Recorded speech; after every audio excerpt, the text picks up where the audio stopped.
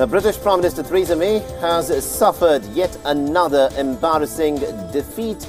Lawmakers defeated the government 303 to 258 on the main motion. The motion seeked to reaffirm support for Theresa May's plan to seek changes.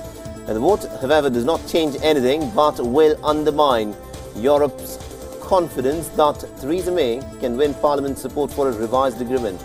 Theresa May has also lost this vote because the hardcore Brexiters from May's party abstained from voting.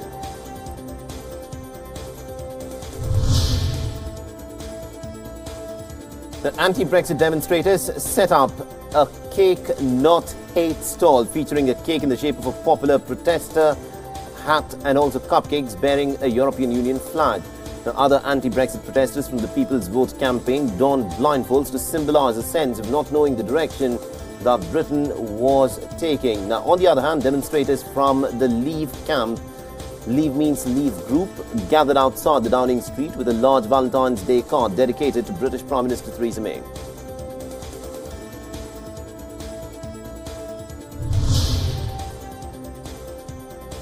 The top Senate Republican has said that President Donald Trump will sign a border security bill to avert another government shutdown, but he can also declare a national emergency to obtain funds for his promised US-Mexico border wall.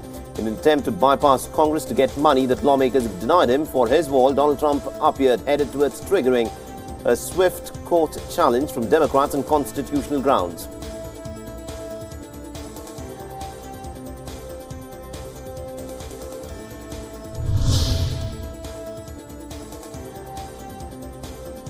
The Venezuela's chief state prosecutor has said that an investigation had been opened into the directors of the state-run oil firm and its U.S. refiner Citgo that the opposition-controlled Congress appointed. Prosecutor Tariq Saab has announced the opening of an investigation against people designated illegally as directors. The Saab has also said that they would designate foreign ambassadors named by the opposition leader Juan Guaido.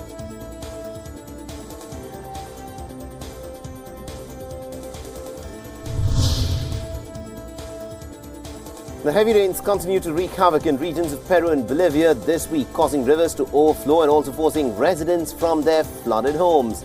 In Peru, heavy rains and mudslides have killed at least about 5 people and left hundreds without homes in the past week. The rivers also burst their banks and damaged roads in the region of Ancash. Homes, medical centers and streets were completely inundated after River Huallaga burst its banks. Meanwhile, in Bolivia, rains have damaged almost about 80% of the roads in the country.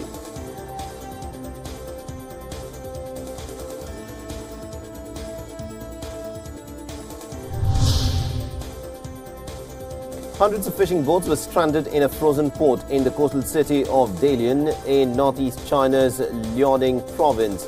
Due to strong cold waves, sea ice continued to increase on the Liaodong Bay, which freezes in December annually. Fishing and fish farming along the coast of Liaodong Bay were suspended.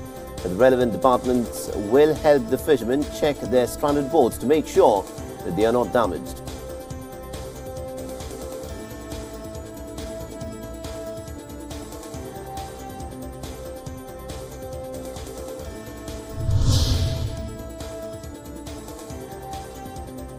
The U.S. Border Patrol agents pulled a dead man's body from the Rio Grande separating the United States and Mexico on Thursday, not far from the temporary shelter in Mexico, which is housing almost about 2,000 migrants. It was not immediately clear if the man was staying at the shelter, but it appears that he may have been trying to swim across the river to Texas before drowning. In recent days, several small groups of migrants have attempted to cross the river to reach Eagle Pass, Texas, on the other side of the border.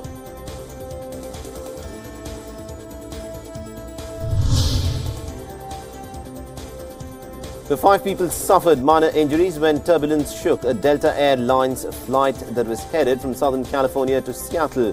The plane, an Embraer 175 aircraft operated by the Compass Airlines under contract with Delta, was forced to land in Reno in Nevada at about 1 p.m. local time. The Delta flight is believed to have been impacted by the so-called Pineapple Express, a river of warm air loaded with moisture moving in on California.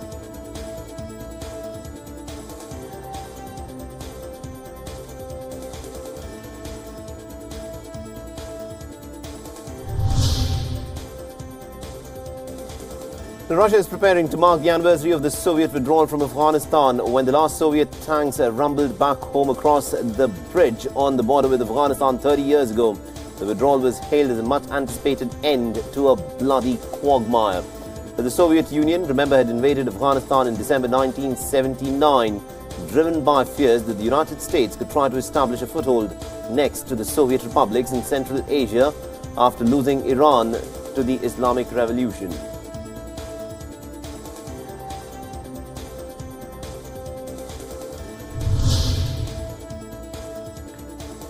President Vladimir Putin has said that Russia had not noted any big changes, suggesting that the United States was moving to withdraw its troops from Syria following an order from the US President Donald Trump.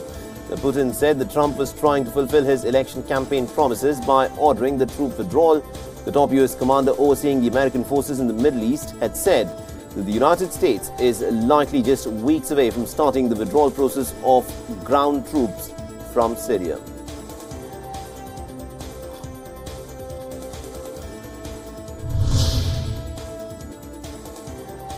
The worst of the rain, snow and winds carried by the Pineapple Express, a river of warm air loaded with moisture, has hit California. The weather system headed east from near Hawaii is the wettest storm on the US West Coast this season.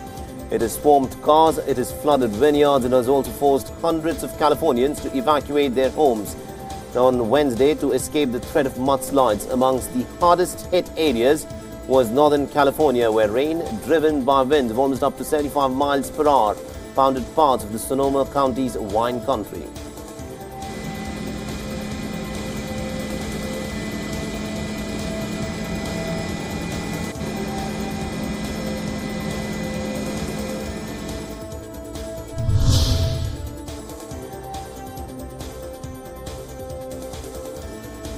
The heavy snow in Toronto challenged some residents and promoted a rare local school closure. Now, the winter storm is expected to dump as much as about 25 centimeters of snow as well as ice pellets in the region. A winter storm warning was in effect for the entire southern Ontario region, with strong wind gusts of almost about 70 kilometers an hour. Now, the snow was expected to be heavy at times, and residents were cautioned of sudden and significantly reduced visibility on the roads because of the snow.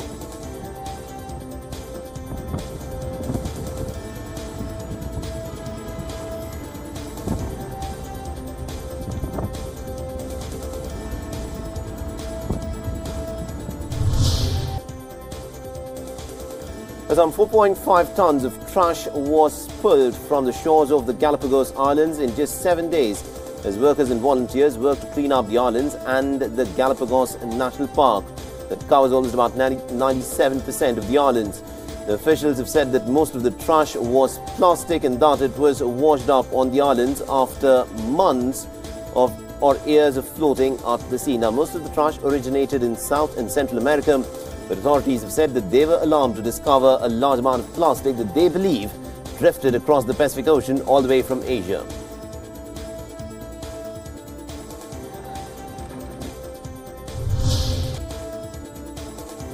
The snow in many parts of China has hampered the country's road traffic and has also put rail and air transport under greater pressure as millions of people are returning to work from the Spring Festival holiday.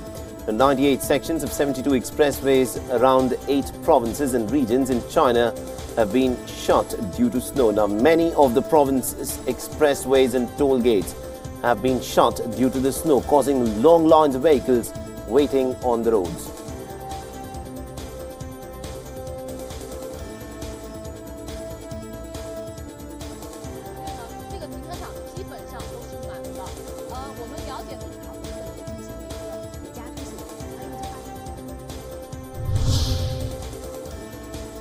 Britain's Prince Harry spent Valentine's Day in the Arctic Circle meeting Royal Marines and also learning about special freezing weather helicopter commando exercises. Now, Harry, who's the Captain General of the Royal Marines, visited northern Norway, where he reviewed the commando helicopter force, which operates in temperatures as low as about minus 30 degrees Celsius.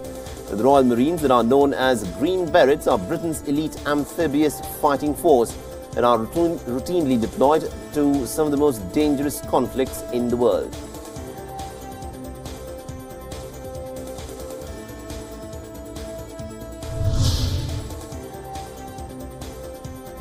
So Jammu and Kashmir terrorists from the Jaish-e-Mohammed have carried out the worst attack on Indian security forces in the Pulwama district. It is the deadliest attack on security forces in Kashmir in almost about 2 decades. It's also one of the worst attacks since the 2001 Jammu and Kashmir Legislative Assembly car bombing.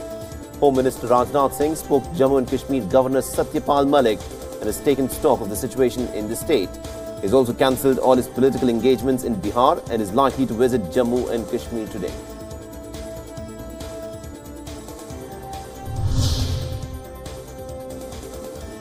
Now, the world, of course, stands with India after the dastardly attack. The United States Department of State has condemned the attack. The US has called on all countries to uphold their responsibilities pursuant to the United Nations Security Council resolutions to deny safe haven and support for terrorists.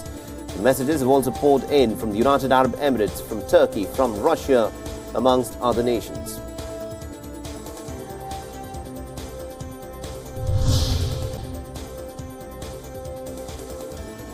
The United Nations Secretary General Antonio Guterres has strongly condemned the terror attack against the security personnel in Jammu and Kashmir's Pulwama district perpetrated by Pakistan-based terror group Jaish-e-Mohammed.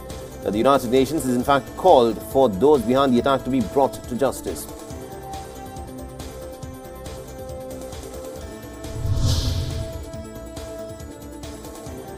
The United States and India are planning to boost bilateral trade in energy, in aerospace, in defense, pharmaceuticals and healthcare as a part of a continuing commercial dialogue. They've also set up 7 working groups of chief executives with top US and Indian firms that will focus on financial trade and investments. This includes bringing together small and medium enterprises from 2 countries. India and the United States have also developed close political and security ties.